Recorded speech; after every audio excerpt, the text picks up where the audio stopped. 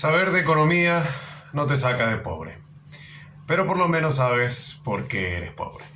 Bueno, un poco parafraseando a Santiago Armesilla en su libro La economía en 100 preguntas. Hola amigos nuevamente, un gusto tenerlos por acá.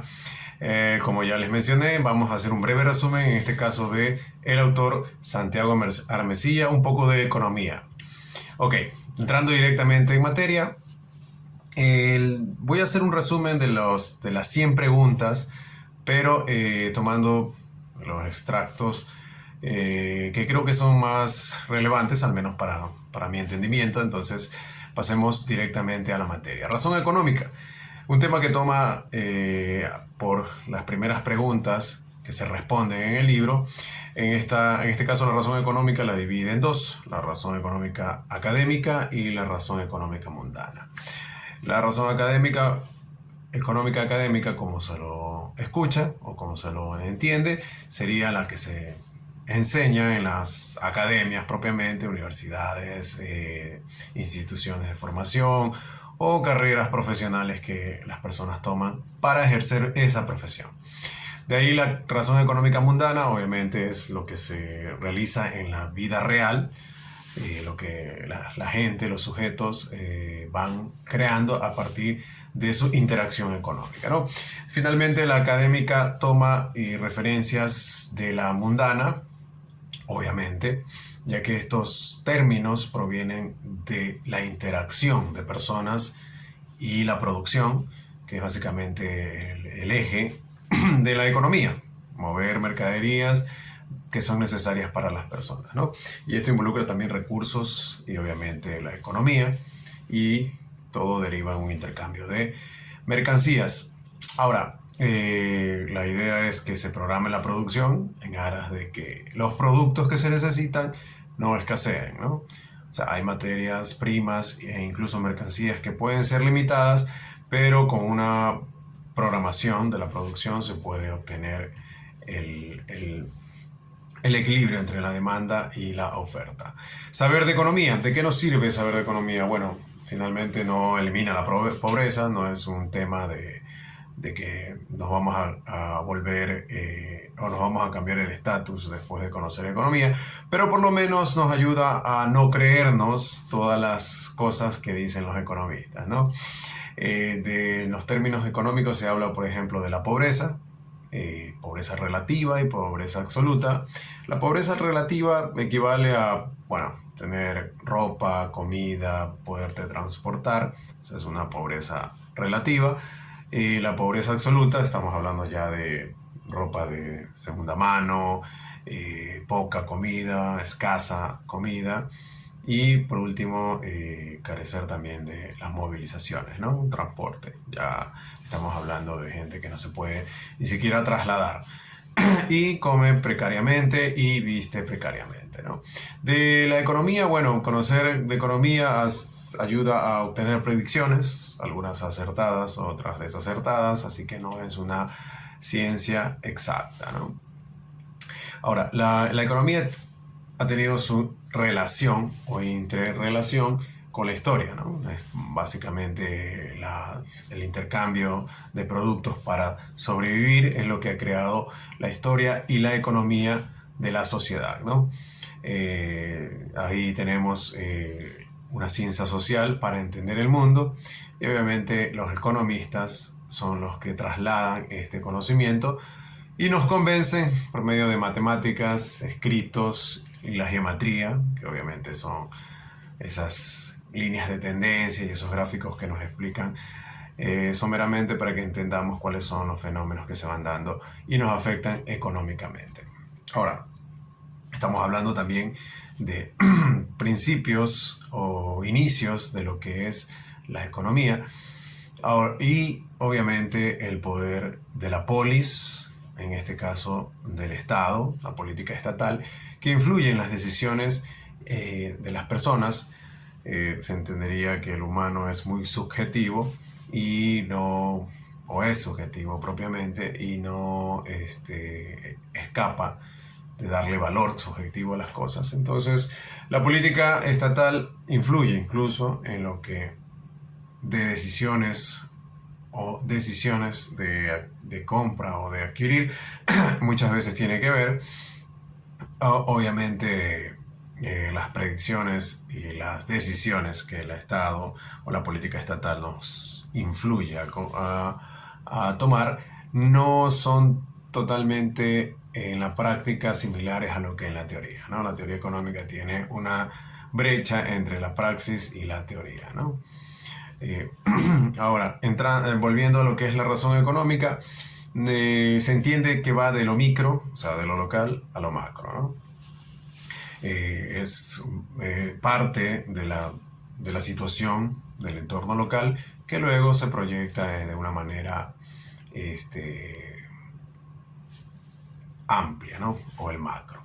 Ahora, del tema de la economía tenemos, por ejemplo, casos o la referencia de Tomás Aquino, que fue el que impulsó en la parte teórica de la economía lo que es el precio justo, ¿no? El tema de producto que se entrega con un precio para con acorde al valor, el costo y la ganancia que se entendía en esa época que era para el que producía, ¿no? El valor de las cosas se da en el tiempo en lo que toma, la fuerza que toma producirlo, pero también una ganancia y obviamente que no afecta al consumidor. Ya en el capitalismo, o sea, ya pasando a la era actual o el sistema que tenemos actualmente, ya existe, bueno, se califica el valor trabajo, ¿no? O sea, el costo que implica producir, ya no es el artesano el dueño de la habilidad que crea algún producto, el que establece el precio, sino ya se genera un valor acorde al trabajo, los costos, impuestos, el salario y bueno, también la ganancia de la persona que pone el capital, que es básicamente lo que refiere al capitalismo, ¿no? En este sistema el valor tiene que ver, como ya les mencionaba, coste y ganancia, ¿no?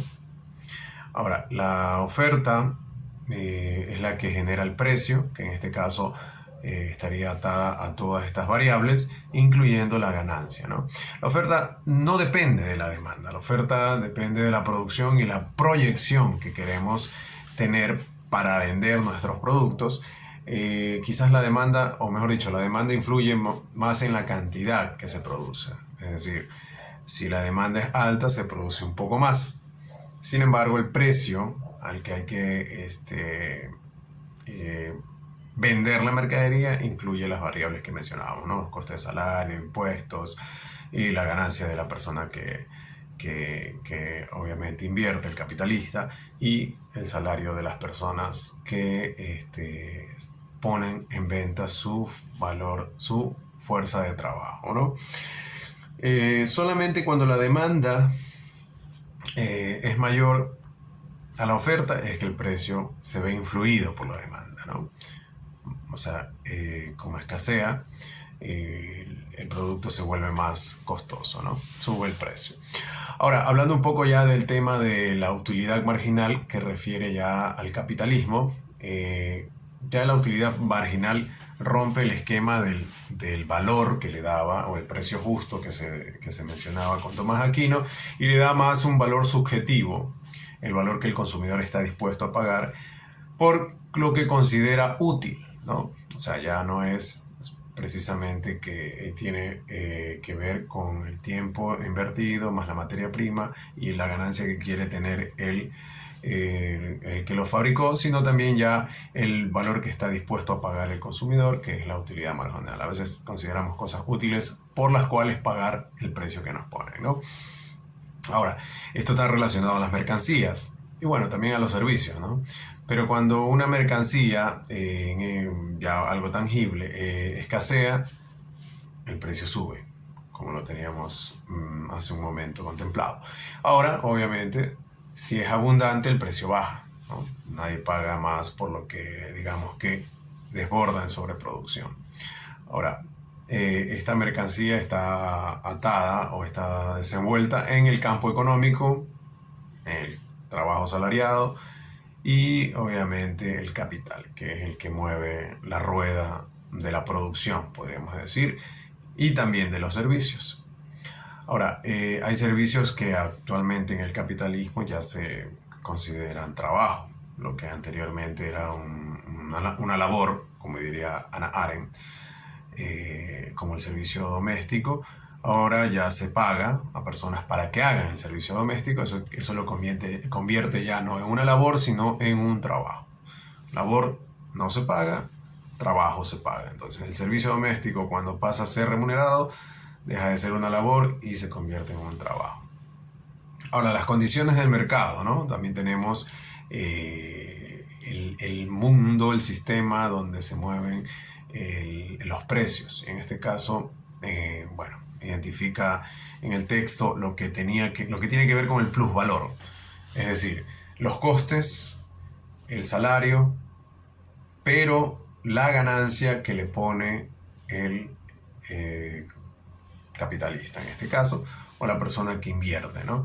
Se le paga a un asalariado o a un productor obrero una cantidad, sin embargo, en el precio, la ganancia, el capitalista la puede definir, y ese excedente, que es muy encima de lo que se le paga al asalariado o al obrero, es el plusvalor.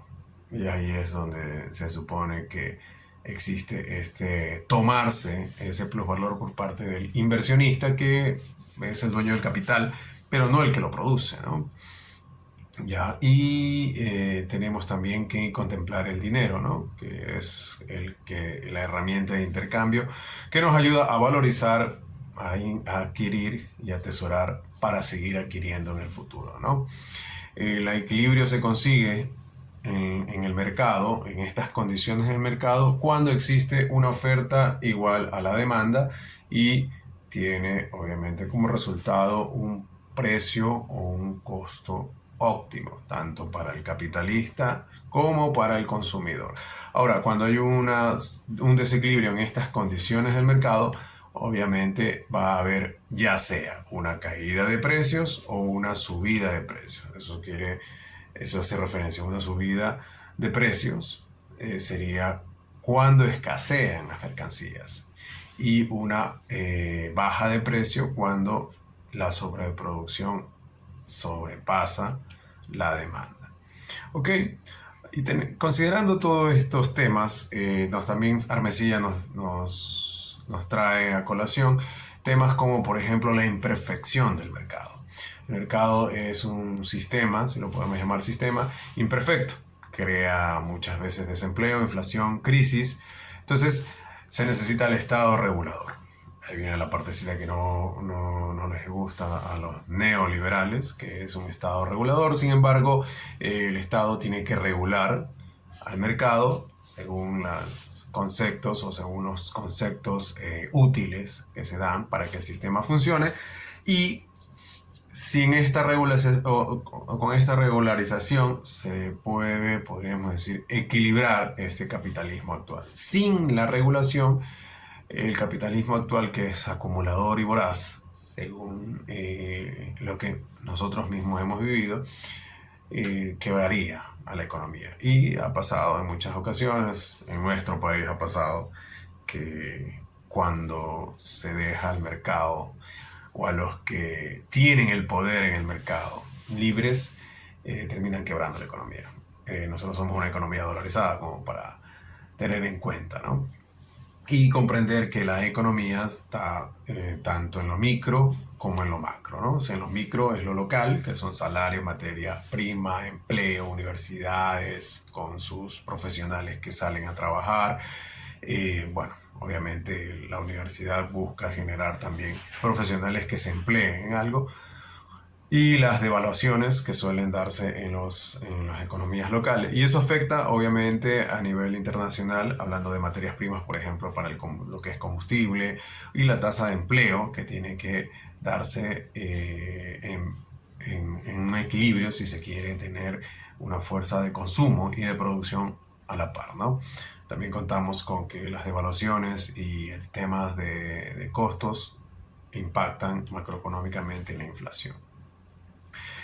Ya, tomando o pasando revista a otro tema, nos habla también de la tercera revolución industrial. Ahora se ve la figura, podría incluso pensarse, aunque sea un poco fantasioso, ya en pasar la segunda ola industrial y tomar la tercera revolución industrial, que sería en un concepto de prosumidor. ¿Qué es lo que, a qué se refiere con prosumidor? Bueno, pro, que productor, y sumidor, consumidor. Muy brevemente, el concepto sería un consumidor, un productor que consume su producto, ¿no? Bueno, superar esto de que seamos esclavos de alguien que produce y que trabaja y obviamente nos oferte al precio que desea ofertarnos según sus variables, pasar de eso a diseñar nuestros propios productos o nuestra forma de servirnos de algún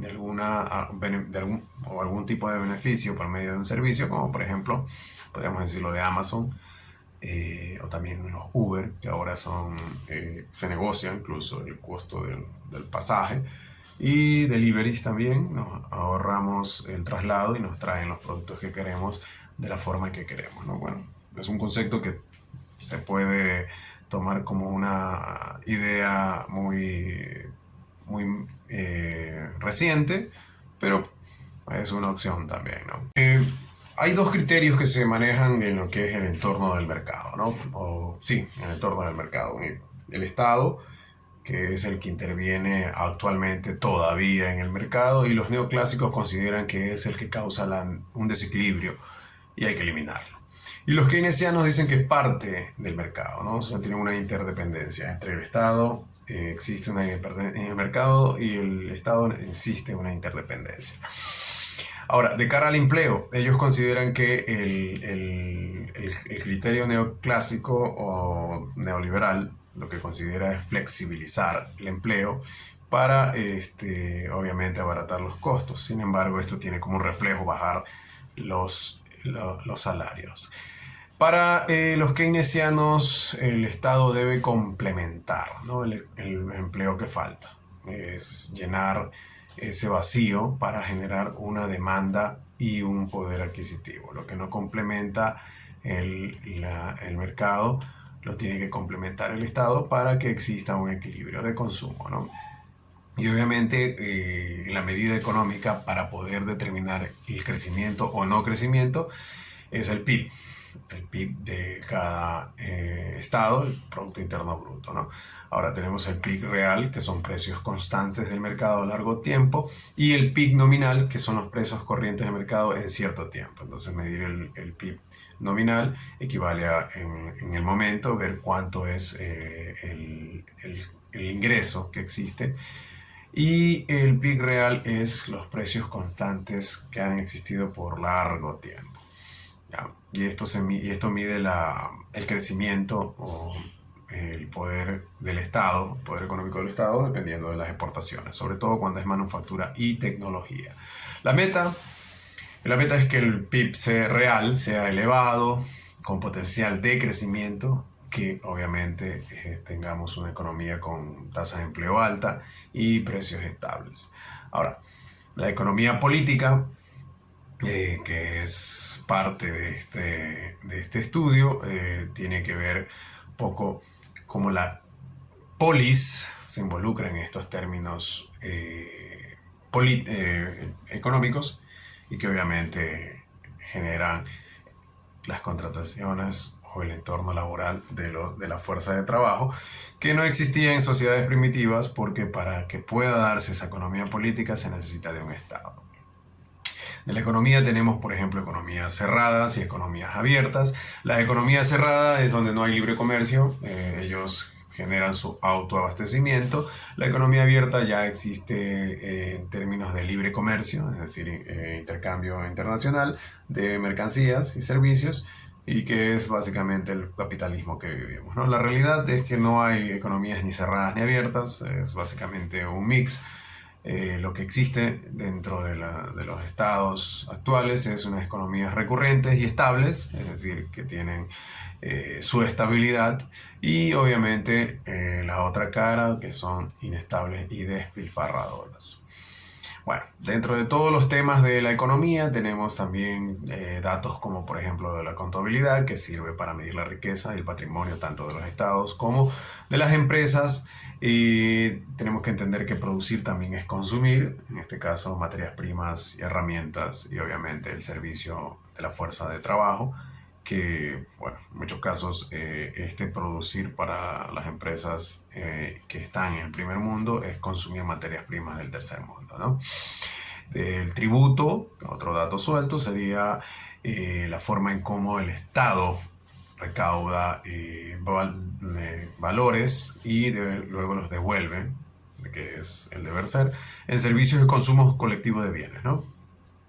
Obviamente dentro de los tributos también entran lo que son las aduanas como una forma de controlar la entrada de mercancías y proteger la industria local, obviamente también parte como un ingreso por medio de tributos.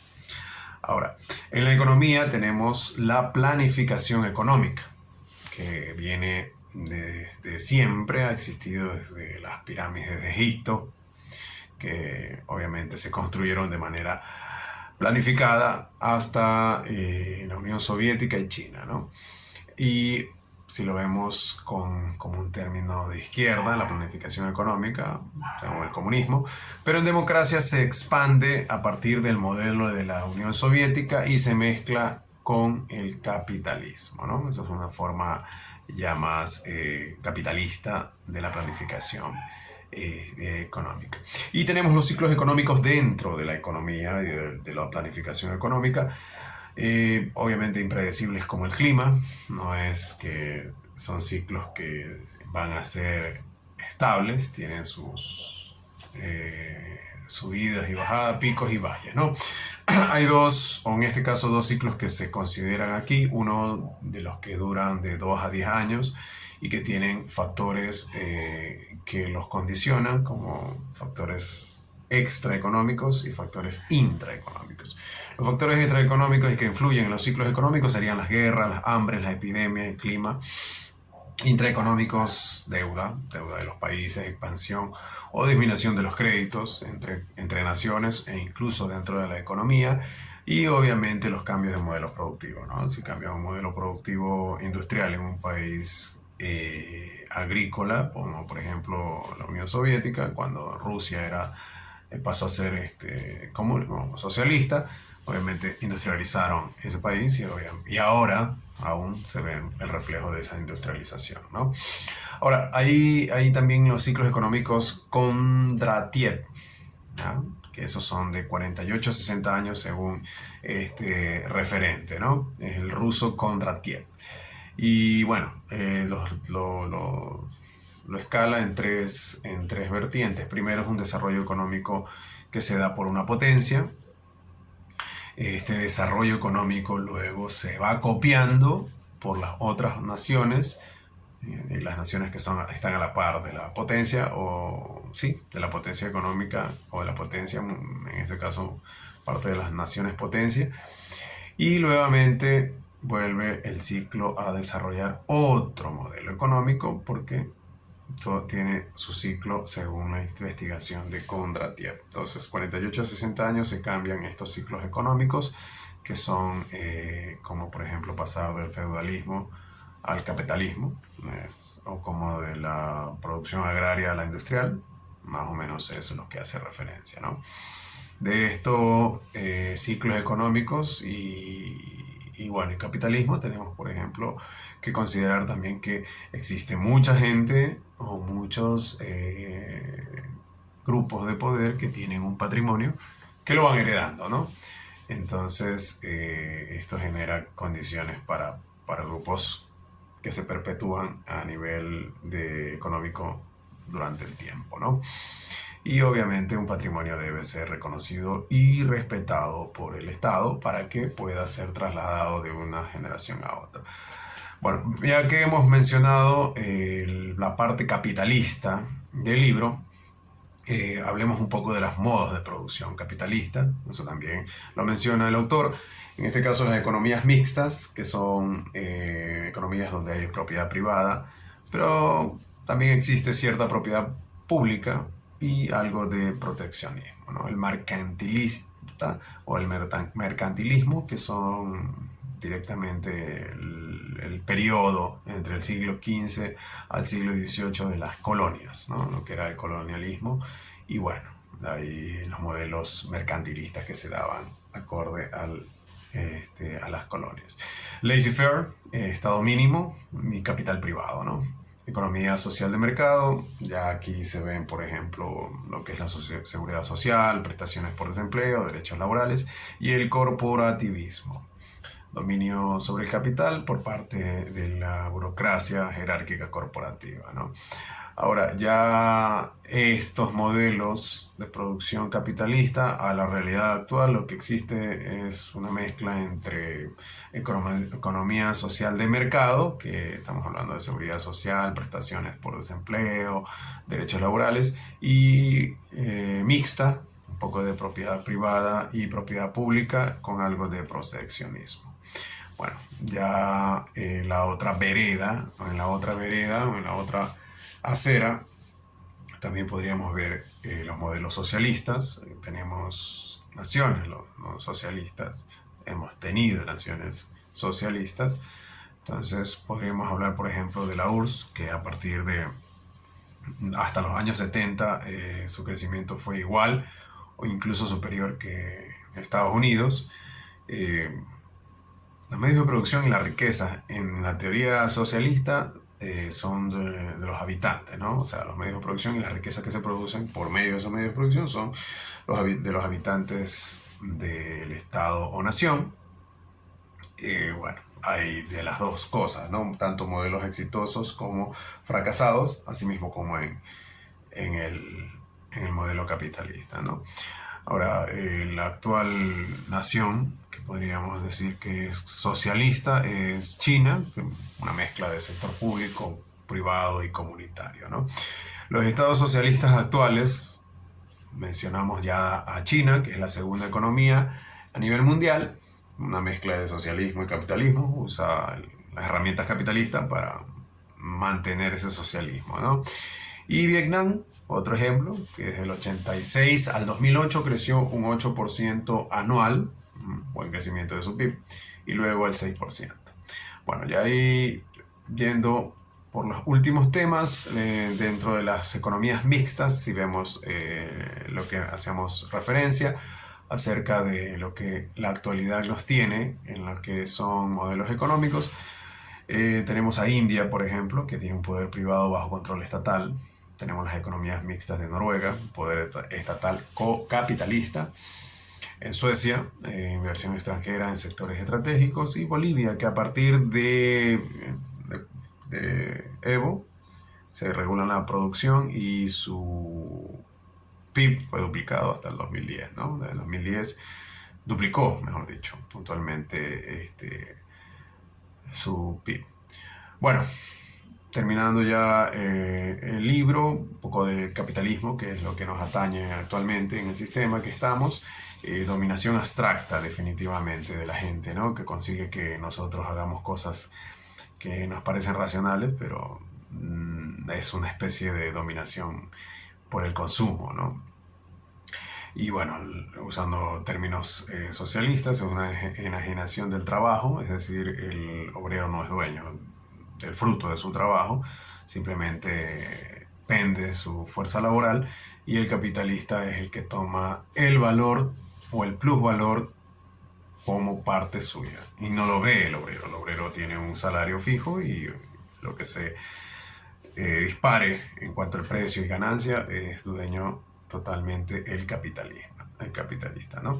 Y obviamente eso deriva en un hombre consumidor que compra cosas incluso necesarias, porque el capitalismo lo que busca es producir para vender y generar más capital.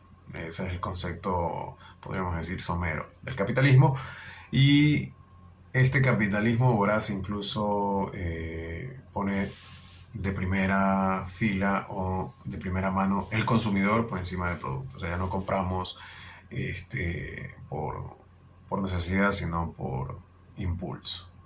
El producto está sometido a nuestra demanda de consumo, de consumo. Y lo que el capitalismo busca es productividad y renta. Los excesos se tienen que vender o en algunos casos se tienen que deshacer para no destruir la rentabilidad. Desde 1871 se considera como una forma de producción irreversible. Es decir, llegamos a ese punto en el que el capitalismo es la única forma o el único sistema de producción que existe. Ahora, de este capitalismo tenemos también el concepto de economicismo, que es las relaciones humanas basadas en lo que es el mercado, producto y consumidor. Ya el consumidor es un ser individual que busca consumir, consumir, consumir por el simple hecho de que existe una producción elevada y obviamente se lo impulsa a que consuma, ¿no? Este economicismo ya pone la economía por encima de todas las ciencias, incluso de las ciencias sociales, perdón, por encima, ¿no?, de las ciencias sociales. Estaremos hablando de familia, educación, religión, salud. Ya nos volvemos un homo economicus, que está fetichizado por la mercancía. Es una persona que siente una identidad a partir de lo que compra, lo que tiene y el consumo que hace, ¿no? Pensar de esa forma es en el yo tengo, por encima de nosotros tenemos. Obviamente esto está ligado a la pobreza, pérdida de empleo y crisis que existe en el mercado actual y la gente atesora las cosas que puede conseguir y obviamente entre más consigue y el de al lado menos consigue, se sienten como que identificados con un poder adicional. La economía, ya finalmente, ya ahora sí cerrando el tema de las 100 preguntas, de la economía en 100 preguntas, no es una ciencia, es una disciplina.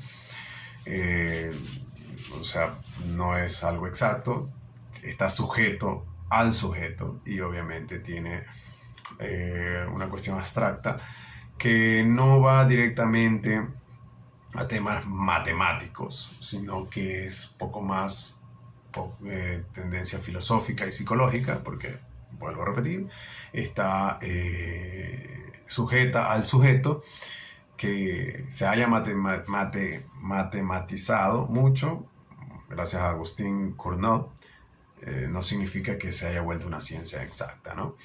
Y ahí es que siempre vemos la brecha entre la teoría y la práctica. Siempre se predice una cosa y suele pasar otra cosa. Obviamente esta economía nos ha ayudado a entender también la historia y la historia nos ayuda a entender a la economía. Son mutuamente dependientes, ¿no? El pretender llamar la economía como una ciencia es lo que estábamos viendo hace unos segundos atrás, que es el economicismo, ¿no? Incluso ahora se ve ya involucrada la neuro o la psicoeconomía, que es la forma en cómo se estudia el comportamiento del cerebro o las neuronas acorde a cada consumo que se va dando, ¿no?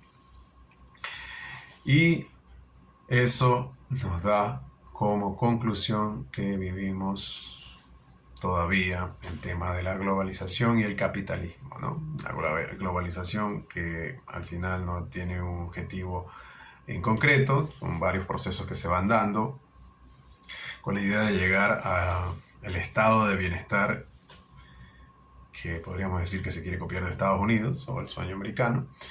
Ese capitalismo voraz de consumir, no precisamente para el uso de la mercancía, sino para sentirse identificado como consumidor y el productor para conseguir vender esa mercadería y tener más valores, más plata, más capital, incluso sin considerar la capacidad adquisitiva del consumidor, ¿no? Ahí crean deudas, las famosas tarjetas de crédito que compro hoy y pago después.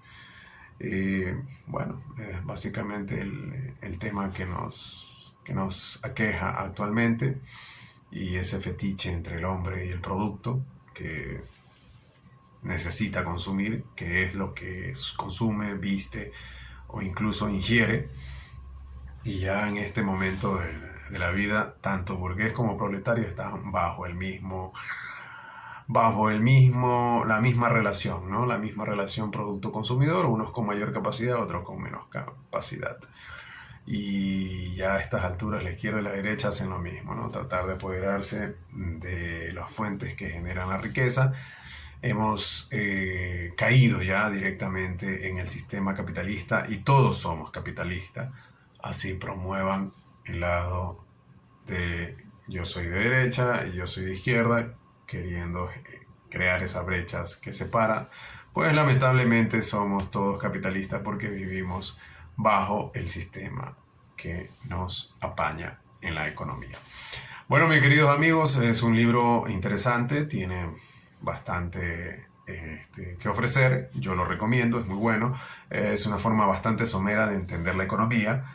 Espero que les haya sido agradable, haya sido de su agrado este video y bueno, denle un like al video, vamos mejorando el contenido, al menos estoy tratando de hacerlo y nos veremos próximamente con otro video. Muchas gracias.